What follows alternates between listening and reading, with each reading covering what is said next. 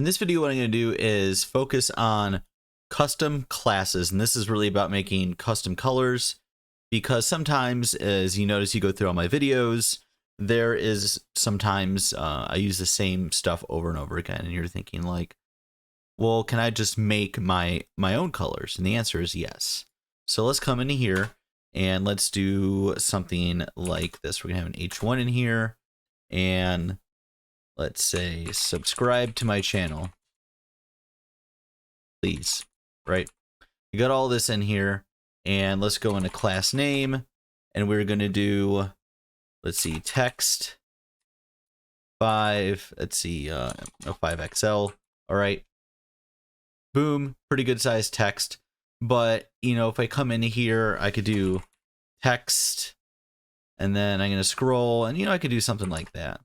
And it, you know, okay, can't really tell a difference here, but it changed. But what if I want to do something different? And so one way I could do that is I could go into my Tailwind config here. And so I have my module exports, and I'm not going to be working with plugins, but what I am going to do is look for theme. I'm going to look for extend right here. And then what I'm going to do is pop it open. I'm going to come in and actually start typing correctly. Oh, colors. Do you want colors? Hell yeah, I want colors. That's good job, Visual Studio Code. So I'm going to pop this open now. And oh my God, today's not the day to do a tutorial. So now that I have this going, I have colors. And so what if I wanted to do like a brown? So let's call this booty brown. I'm going to come into here, and I'm going to copy this from off screen because I have this thing where anything hexadecimal, I just don't care to do. So I'm going to type that in, and so I have colors booty brown, right? But let's say I want to do some other stuff in here. That's too many commas. All right, cool. So let's do something like sad blue, because we're really sad over here. We could also have varying shades as well, which is super cool. So let's do 100 for an example.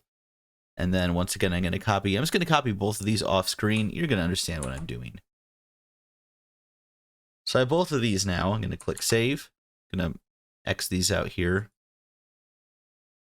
And so now I have these colors right here. So how do I go about using them? Because I have the colors it being extended here. So how does this work? So I'm going to come back in, and let's get rid of this. We're going to keep it as text hyphen, but let's do text booty brown. It appears. And what do you know? It's booty brown. That's nice, right? You know, there's a 15-year-old sense of humor inside of me. Y'all got to get used to. But what if I wanted to do this sad blue? I could come into here.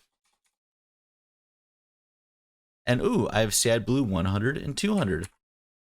Sad blue. And I could come in here and do sad blue 200. And wouldn't you know, it's a different color. And that is one way, as I move this over, that you could have your own custom styles, colors. You could do anything you want to extend in here. And so, as you've seen in some of these other videos I'm going to do in this series, it could get, you know, maybe kind of cumbersome to, you know, lay out a lot of the details you want to, but there are ways you could use the theme and extension in here to kind of hone in on those styles that you want to use more repetitively, and even custom styles. So if you like what I'm doing, like, share, subscribe, and I'll see y'all in the next video.